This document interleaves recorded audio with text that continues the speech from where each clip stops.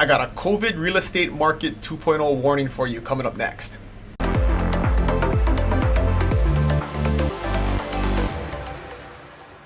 Hey, what's going on, friends? We're going to talk about something that I've been having a lot of discussions about lately, and it's in regard to the real estate market, and I'm going to give you some predictions on where I think it's going and what the effects are going to be based on the market that we've been seeing for like the last 12 months. And I'm calling it COVID real estate market 2.0 because what's happening right now, and I went back and looked at some data and did some analysis, is we've seen over the last 12 months there's been a reduction in overall market activity. So there's been less sales happening month after month because of a couple of different reasons. One, definitely being the high interest rates. The high interest rates are suppressing buyer demand, and so there's not as many buyers who are buying because of that. But then the other big factor, which we can't ignore, is the low inventory. Inventory has not recovered. This is local inventory and national inventory. It has not recovered to pre-COVID levels. So there are just less properties on the market for people to buy, so that is going to correlate with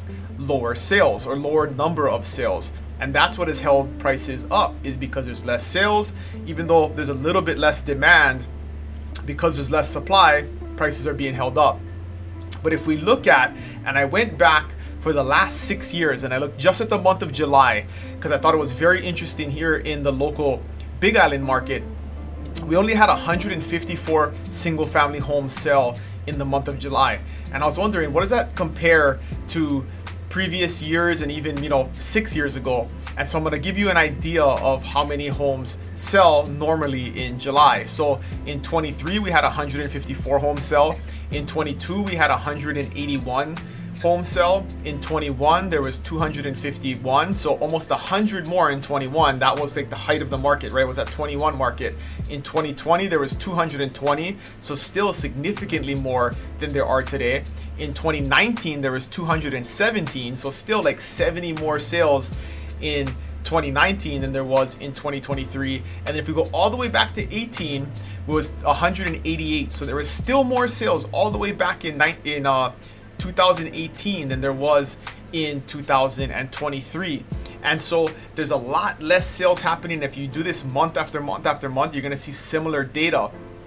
But what this is telling me is that if you look at this over the course of a year, right, say there's 50, 60, 70 less homes selling a month, year after, or month after month after month for an entire year, at the end of the year we're talking about 500 to 700 homes that would have sold if there wasn't these artificial barriers to homes selling, right? So if you have interest rates plus you have a lack of inventory, and there are 50, let's just call it 50 less homes selling every month than would have sold in a normal market, at the end of the year that's 600.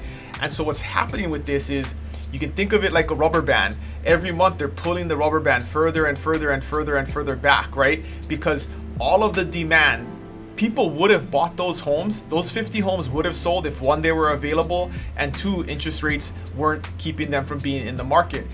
Those people didn't go away, right? The demand for those homes in normal times, if you go back to 19 and 18, those people are still in the market. They're just not buying for some reason.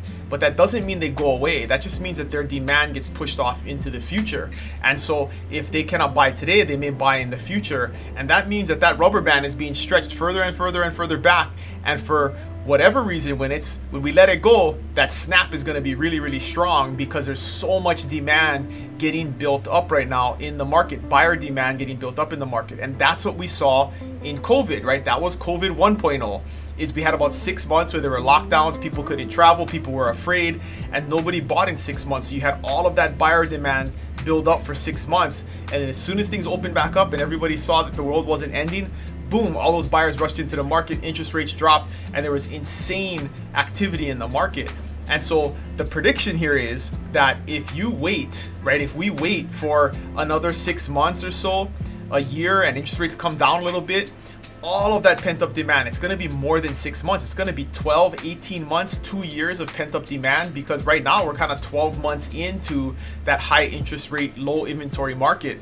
So month after month after month for 12 months, we're seeing demand. You can't touch it, you can't feel it, but it's there, right? We know that those people who would have bought in the last 12 months who didn't, if something happens in the market, like interest rates come down a little bit, they're gonna dive into the market. It's gonna get super insane again, multiple offer situations, very, very busy.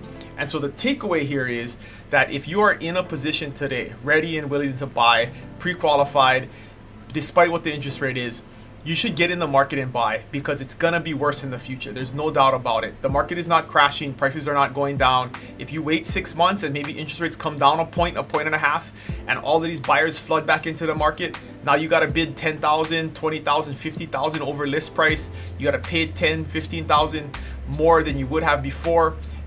It's not gonna be a good situation for buyers. It's gonna get crazy again. And so if you are looking to buy and you can today, my recommendation would be, based on a prediction that this pent-up demand is gonna come flooding back into the market, now is a very good time.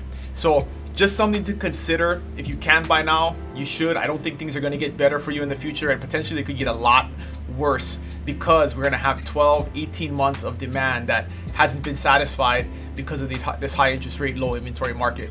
And so if you disagree with this, please put them in the comments below. I love to hear your thoughts. And if you want to book a meeting to talk about your situation, there's a link in the description to do that. And as always, if you have any questions, you can email me at dylan@buybigisland.com, and I'll see you guys next week. Aloha.